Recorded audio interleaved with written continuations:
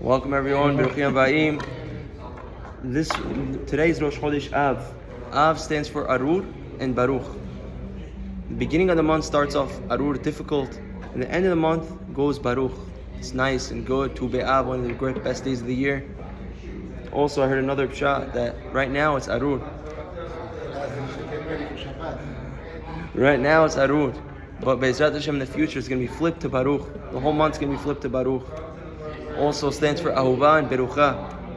That love and Beracha, that Be'ezrat Hashem, we should have love for one another. Everyone should work on it. That we should work on loving each other and build Ahavah. And Be'ezrat Hashem, we should have the Beit HaMikdash. So this week's Parashat is Shabbat Chazon. Usually Parashat Devarim falls on Shabbat Chazon. Parashat Devarim speaks about the rebukes that Moshe rebuked Bnei Israel at the end of his life. It says where he was. It says that he was in the desert, he was in Evra Yarden, Arava, Mol, Suf. Basic question is, he wasn't in all these places. How is it possible that that the Pasuk says he was in all these places if it's not possible to be in all these places? So Rashi says that there are a couple of things going on over here. It was the end of his life and he was rebuking Bnei Israel for the wrong that they did. He rebuked them, not straight, you guys did this, you guys did that. He didn't go after them. He did it in a hint, remes. When a person rebukes someone, he has to rebuke him in an honorable way. You give him respect, and at the same time, you have to do it at the right time. You can't just all of a sudden come over to the guy at the wrong time and just nudge him. You did this, you did that. You got to do it in a smart way. You got to do it in a way that comes through honor. Moshe rebuked Bnei Israel with a hint to show the kabod of Bnei Israel. He did it out of respect for Bnei Israel. He mentioned all the places that they angered Hashem. We know there were many places they angered Hashem. He mentioned it through a hint out of the honor of Israel. So the question is, why do you have to do it to all of Israel? El Kol Israel. You couldn't have just do it to the leaders. Take the leaders, and chalas. Tell the leaders, this is what your Shevet did. Shalom Israel.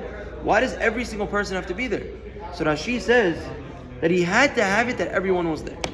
Because if you would have just had a few people there, the people in the marketplace would say, oh, if I would have been there, boy, Ben Amram said that. If I would have been there, I would have told him this and I would have told him that. I would have answered him something. So therefore he comes and tells him, I want everyone to be there. I'm not just having a few people. I want everyone to be there. So it says it was in the desert, the Midbar. So Rashi says they weren't in the Midbar. They were in Arbot Moab. They weren't in the desert. They were in Arbot Moab. So what does it mean that he was in the desert? So he says, because they angered Hashem in the desert. They said, why'd you take us out here to the desert? To die? So that was one place that they angered Hashem. Then it says Ba'arabah. We know Ba'arabah, he wasn't in Arabah. So why does it tell us that he was in Arabah? Because they sinned in Arabah with the Baal Peor when it came to the story of Moab. The story of Moab, the girls of Moab caused the Jewish boys to sin, and they made them do Avodah Zarah Baal Peor in a place called Arabah. So that was another place where they angered Hashem. Next place, Baruchim Aba'im.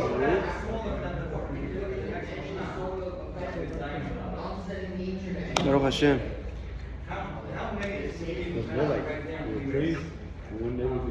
Baruch Hashem. Min Hashemayim. Then it says Mol Suf. We said a Hidush that Av stands for Arur and Baruch. Arur, beginning of the month is Arur, the end of the month is Baruch. It doesn't literally mean Arur, which means difficult. The month is difficult. But when the middle point comes, it's Baruch, all blessing. Or I also say that in the future, and right now it's Arur. But in the future it's going to be flipped to Baruch the whole month. Also means Ahavah Berucha, love and blessing, that we should work on having Ahavah for one another this month. So now we're in Parashat Devarim. It says Mol Suf, that they angered Hashem in Yam Suf. How did they anger him? When they got to Yam Suf, they said, are there not enough burial spots in Egypt? You have to take us here? So they angered Hashem over there. And then it says Ben Paran and Ben Tofel v'Lavan. They were in between Paran and Tofel in a place called Lavan. So Rabbi Yochanan, the rabbi in the Gemara, says, I went through the whole Tanakh, I didn't find any place called Paran, Tofel v'Lavan. So what's he talking about? So he says Lavan, we know Kezera Gad Laban. What's called Lavan? The man. The man is called Lavan. That they made the man into something small. They disgraced the man. They said, why are you giving us the man? We're disgusted of this man. Hajjah this man. And then the Paran is the place of the Meraglim, where they angered Hashem on the Meraglim. Or with the Meraglim, when they said that they complained on Eretz Yisrael. Then it says Hatzerot. Hatzerot was the place where the mahloket of Korah happened. Korah and Ada, they were arguing on Aaron, why is he the Kohen Gadol? You're taking all the greatness for yourself. And the Lashon Hara. And they should have learned, the people of Korah should have learned what happened to Miriam. Miriam spoke Lashon Hara, she got Tzara. Korah was right after. He should have taken the lesson and said, oh, this is what happens when you speak Lashon Hara. Must be we shouldn't do it. They still spoke, and that's why they got punished. Then it says, Vedi Zahav. What's Di Zahav? Di Zahav, Dai Zahav. Too much gold. Hashem gave Bnei Israel too much gold. So because they had so much gold, what did they do? The Avodah Zarah, the Egel. So because of the Egel, it says in the Pasuk, I gave them a lot of silver, I gave them a lot of gold. What did they do with it? They made an Avodah Zarah with it. So the Pasuk says, it was an 11-day journey from Har Seir until Kadesh Barnea. So Moshe says, look what you guys caused. All this is rebuked the last 30 days of his life.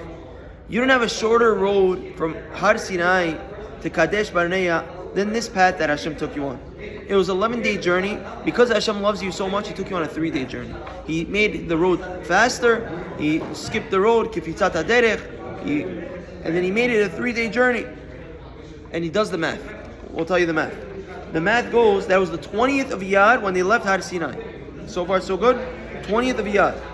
The Meraglim went on the 29th of Sivan to spy in Eretz Yisrael. 30 days they were sitting in Kibrot Ta'ava eating the meat. So what are we? 29 of Iyar. 7 days they sat for Miriam because she spoke Lashon Hara. 22nd of Iyar. So from the 20th to the 22nd of Iyar, they traveled from Har Sinai to Kadesh Barnea. 3 days. An 11-day journey. Hashem made a miracle. It took them 3 days. By side came, I can finish it. On the wings of an eagle. All this because Hashem wanted to hurry them into Eretz Yisrael. Hashem was jumping. He wanted to get them to Eretz Yisrael already.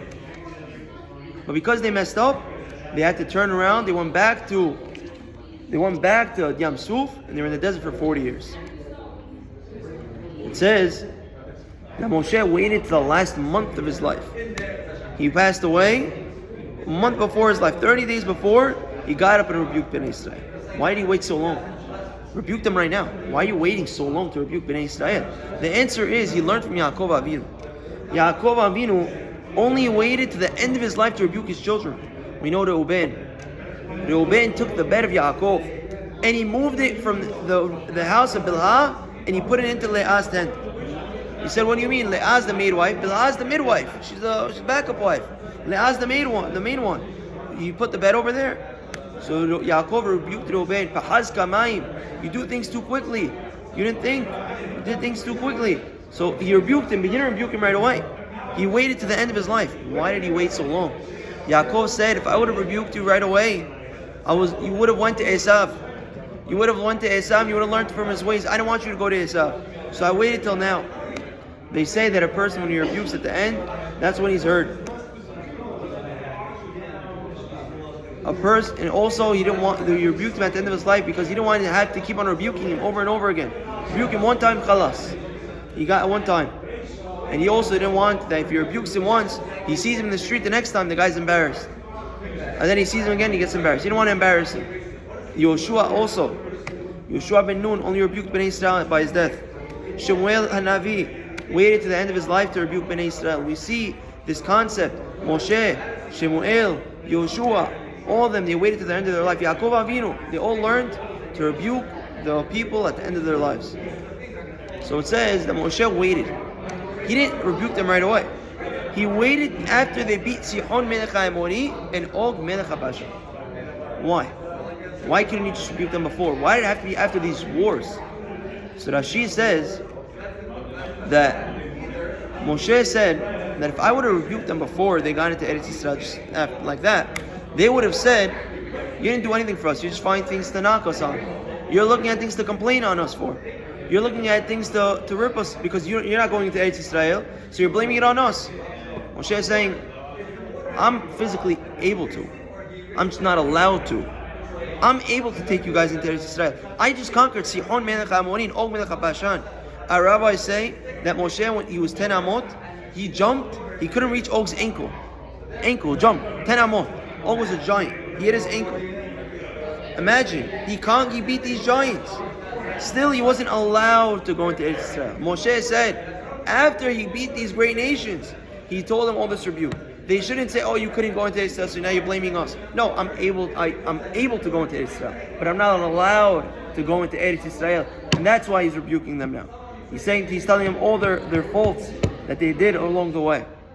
So the pasuk says, "Sihon asher yoshev b'Heshbon."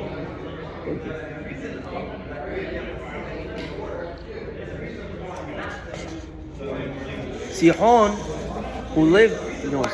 I don't have to tell him. Sihon, who lives in Heshbon. Amen. Sihon, who lived in Heshbon. Why do you have to tell us that they were Sihon? They lived in Heshbon. Rashi says, Sihon was already powerful enough. Now you're putting them in Heshbon? Dakhila. If Sihon would have been in a faham place, a weak place, they would have been strong enough. And Moshe beat them, that would have been a big deal. Now you're putting Sihon, who's very strong, in a strong place, it's double. And we still beat them? That was what Moshe Rabbeinu did. And then they were in Ashtarot. Asher Yoshev b'Ashtarot be'Edrei. It's another place that he conquered. They were very strong. The king was strong and the place was strong. So when they got across the Yarden, Moshe began to explain the Torah. He started to explain the Torah, and he said, Rashi says he explained it in 70 languages. 70 languages he explained the Torah to them. The Midrash says. So he tells them, Rav lachem shevet barazeh. He's reviewing the story. He says, enough, you don't have to sit in Har Sinai so long. Enough sitting in Har Sinai, khalas, time to go. So he says that you guys got enough reward. You guys got a lot of reward at this mountain. You made a Mishkan, you made a Menorah, you made Kelim, you accepted the Torah, you placed the Sanhedrin, you placed Sarei Alafim, 1 over 1,000, 1 over 100, 1 over 50, 1 over 10. You placed officers, judges.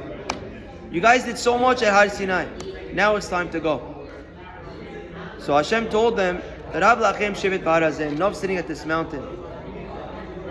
Penu usu lachem, go and travel.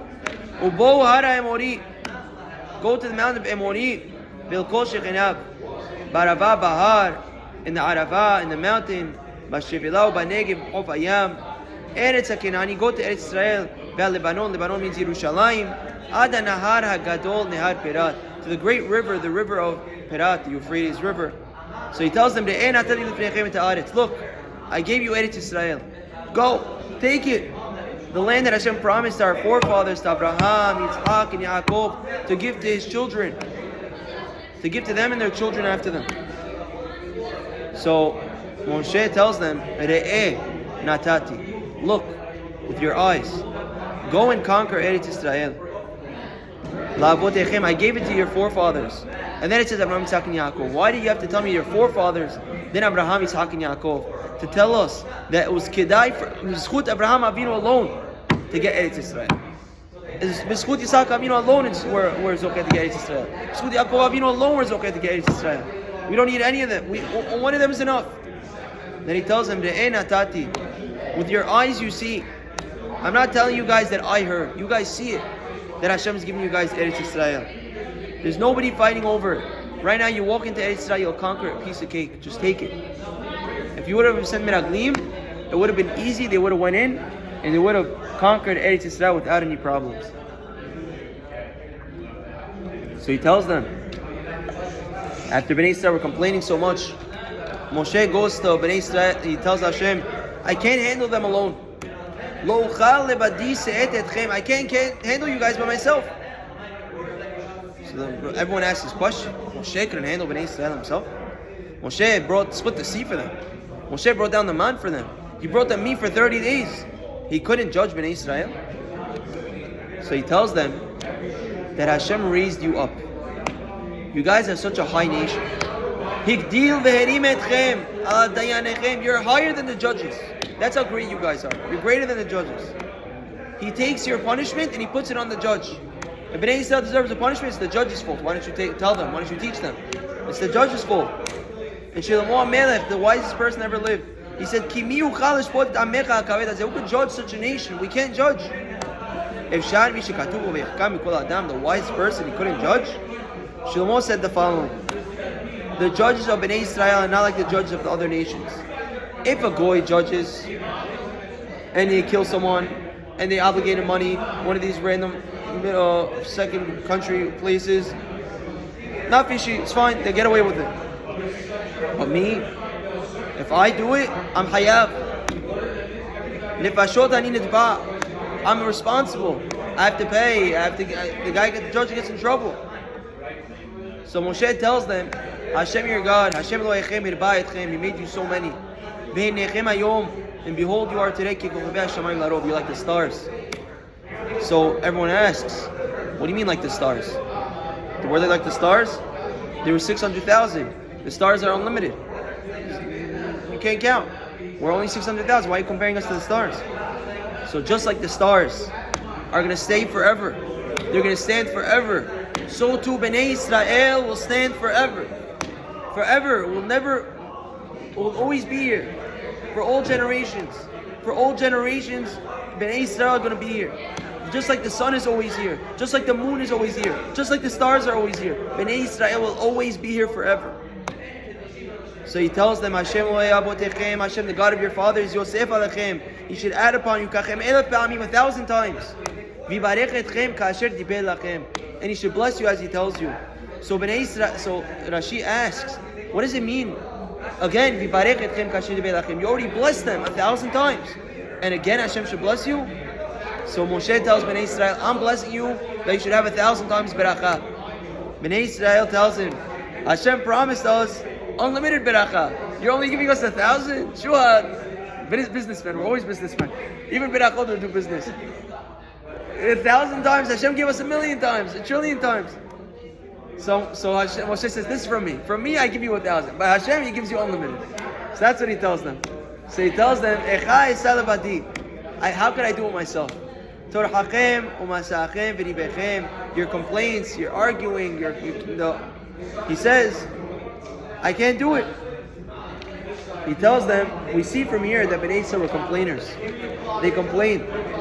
If let's say they go to court, basic, one guy's winning, the other guy says, I have witnesses. Oh, the Geulah, he has witnesses, now we have to wait the court case. Then he wins, oh, this guy has witnesses. Oh, had no witnesses. Then the next guy, always they're complaining. And then it says they're apikorsim. What does that mean they're apikorsim? Bnei Yisrael maminim, bnei maminim. They always complained on Moshe. Moshe would come out from his house. They said, why is he leaving his house? He doesn't have peace in his house. He doesn't want to be home. He's kishing his house. And then let's say he comes out late.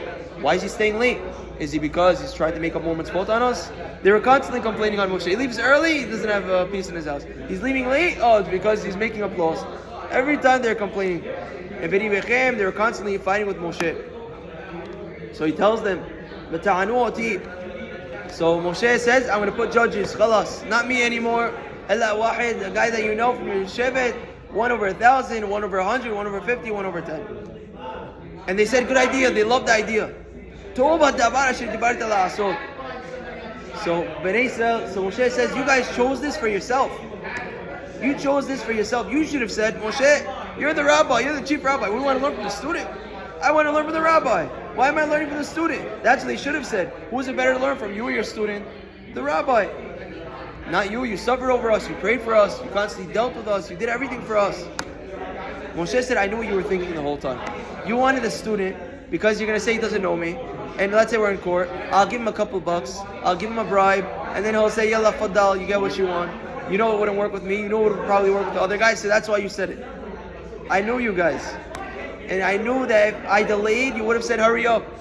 You want it right now. You want to get away with your things. So Moshe, this is what he did. Yitro told him 7 traits to look in for a leader. 7 traits. Anashim, Hakamim, Nebonim, Vidurim, a lot of traits. Moshe was only able to find 3.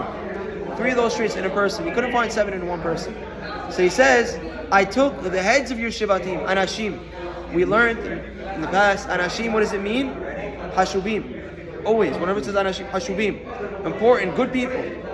Hakamim, they were wise. Vidurim, and you know them. You raised them. They were in your house. They played with your kids. You know them. And I placed them as your heads.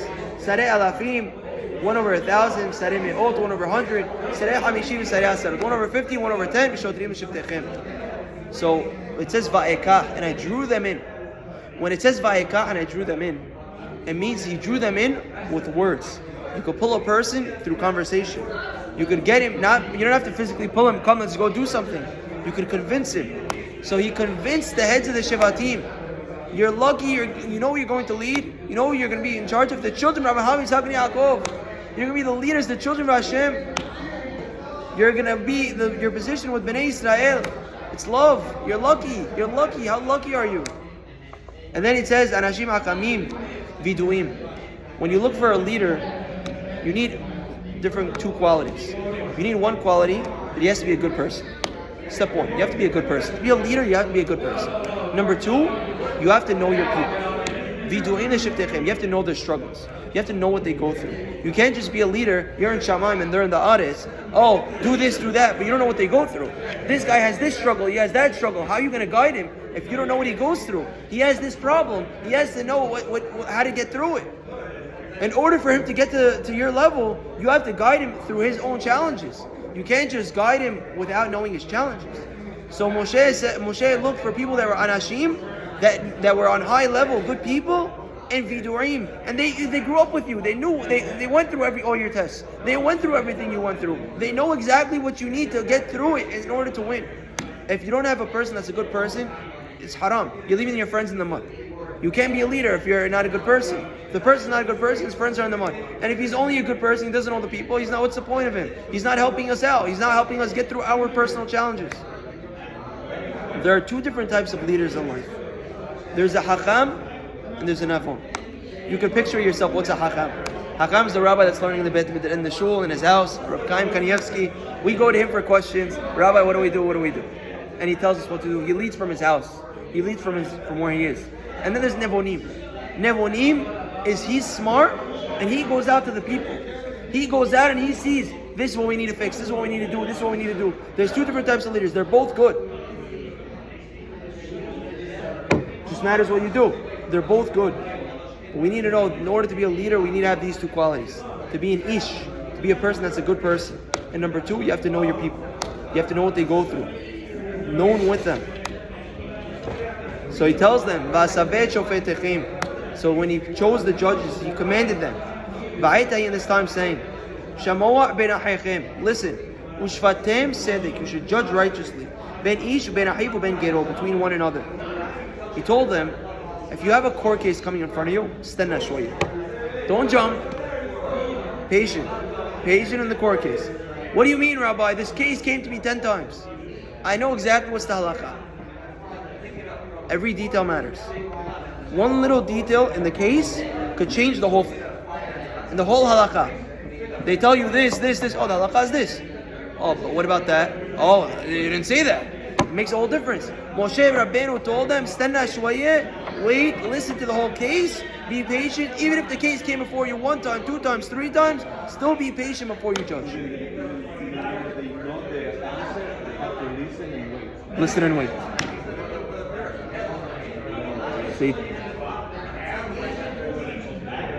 So he tells them, give and take on the matter. Keep on asking questions. Ask more questions. What about this? The guy was telling you halachot Shabbat. Oh, what about the car? He's taking his wife to the hospital. Oh, what about the engine? What type of car? I don't know these questions. I don't know these halachot. All the details. You have to ask every single detail on how you take her to the hospital. The wallet, this, that. You got to ask every single question. He told them, at this time. Yesterday, before this, you were people of yourselves. You were only responsible for yourselves. But once you became the leaders of Bnei Israel, you are responsible for the whole nation. You're not only responsible for yourselves, you're responsible for the people. Before you were free, you were able to do what you wanted. But now you got to do it for the people. You got to take your time and you got to spend for the people. And whatever the case is, the case could be a rental case. The guy, he was in my house for 6 months. He didn't pay rent. Or this guy, he came into my house, it's time, the lease is up, but he's still staying. All these cases they have to deal with. They have to deal with every single case that comes to them. And Moshe tells them, Lo takiru parim. There's 2 explanations. Basic explanation is don't find favor in one guy's eyes. This guy, I like him, I'm going to help him win. Or this guy, I don't like him, I'm going to help him lose. You have to listen to every case. Kakaton, kagadot tishma'on. Whether it's $1, whether it's $1 million, you have to take every case seriously. You have to look at every. It's just $1, big deal. Give it to him. Khalas. It's $1 million. You're a billionaire. Give it to the poor guy. No, you got to judge every single case. Kamishpat lelohimu. Justice is for Hashem. Moshe tells them the following: whatever is difficult for you guys, bring it to me. We're going to explain there was a problem with that. He didn't say anything wrong, it seems. But we're going to get to it. So he tells them, Lo taguru mipnei ish. Don't be afraid of anybody. You see a strong guy, he might beat me up after the cookers. Don't be afraid. Don't be afraid of nobody. And don't give the guy a hint to win. You're talking to him, don't hint to him, oh, what about this? And the guy thinks, wait, why is he telling me that? Oh, because maybe that's what I need. Oh, no, I didn't do that. I didn't hit him like that. No, I didn't do that to him. Oh, I didn't stay rent. I paid that month rent. Don't ask a question that's going to give him the answer of what he needs to say. Because justice is for Hashem. If you tilt justice, you're tilting it for Hashem. Moshe tells them, whatever is difficult for you guys, bring it to me. Our rabbis tell us, because he said that, he forgot the halachot of Benot Silofhat. The daughters of Silofhat said, our father passed away, he didn't do whatever he didn't do, and we should get a portion, and it's Israel. A person shouldn't be arrogant. He shouldn't say that I put the mezuzah on this house. Oh, it's because of me. Oh, I gave a brit milah to my child. Oh, I married off my kids young because I like marrying them off young. No. A person should say that Hashem gave me the house. I put a mezuzah on the house that Hashem gave me. I do milah on the son that Hashem gave me. I marry off my kids young because that's when Hashem wants them to be married off. Everything is Hashem. We have to say, Im Yirtzeh Hashem. With the permission of Hashem, I'm doing this. It's not because I'm saying it, it's because of Hashem. When we do something, we should say, B'Shem Hashem na'aseh v'natzliach. With the help of Hashem, we'll be successful. A person shouldn't say, it's me. Never say, it's me. Always Hashem. And because Moshe said it was me, whatever hard time you have, bring it to me, he forgot the halacha. Shemuel HaMelech, Shemuel HaNavi, he told Shaul, I see. Anochi haroeh, I'm the one that sees. Hashem says, you're saying that you could see? Okay. You're not going to see. When did this happen? When he came to anoint David as king. He went to the house, he saw Eliab. What did he think? He thought, this guy's tall, he's strong, he's good looking. This guy's the king. He thought he was the king. Hashem said, this guy, I'm disgusted. Hashem, this disgusting. This guy's not for me. He's not the king. He's a Baal Ga'avah. He's an arrogant person. But when it came to David HaMelech, the oil jumped on David. The oil came out of the jug and jumped on David HaMelech when he anointed him. When it came to the brother, this guy's disgusting. Eliab, this guy's he's arrogant. Not for me. He's not the king of Bnei Israel. But when it came to David HaMelech, the oil jumped out. We see from here the following. A person shouldn't say me, kulo ani. Lo, it's not me. It's Hashem. Everything is Hashem. V'asaveh etchem. Hashem commanded them at this time everything that they should do. What does Devarim remind you of? Devarim. Hadiberot. The Aseret Hadiberot. Hashem commanded us of the 10 commandments. The mitzvot between money and mitzvot between dinei nefashot. That means if a person murders someone, all the halachot. Dinei nefashot. Killing cases. And we traveled from Har Sinai. We went into the desert towards the Emori, the path of the Emori, as Hashem commanded us, and we got to Kadesh Barnea. We said 3 days. In the desert, there were snakes, there were scorpions, there were all different things, and Hashem protected us from all of them.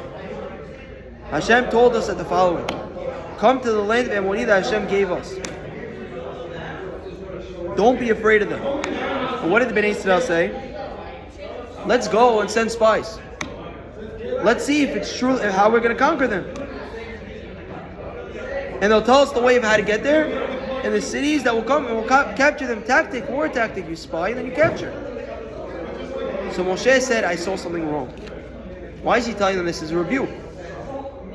The following. When people come, it's usually the adults and the children. The rabbis and the children. What happened over here? I don't have to tell you that. I'll tell you this. Listen to this. That they came mixed. The children came before the fathers and they were complaining. They came before the dads and they were complaining. Moshe, we should send spies. Little kid, manente, who are you? The rabbi, there's a father. No, he came first. Moshe saw that was a problem. And they spoke to them. And they said, let's find the road that we should take. And what should we conquer first? So Moshe says, it was good in my eyes. And I took 12 anashim again. What does anashim mean? Good people.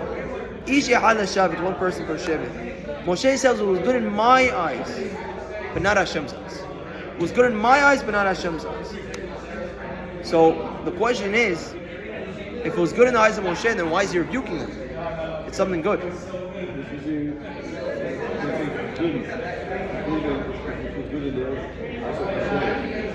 It's good in Moshe's eyes, not in the eyes of Hashem.